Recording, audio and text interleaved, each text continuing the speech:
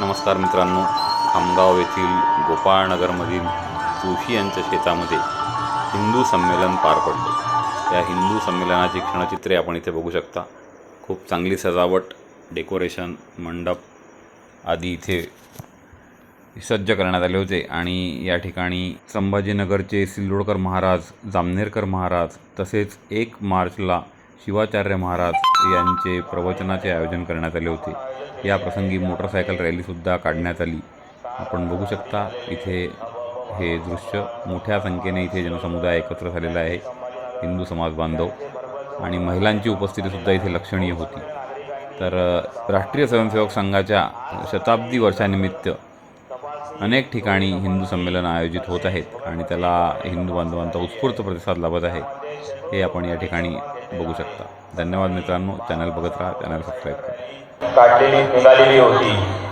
त्यानंतर संध्याकाळी भव्य दिंडीचा कार्यक्रम झालेला आहे।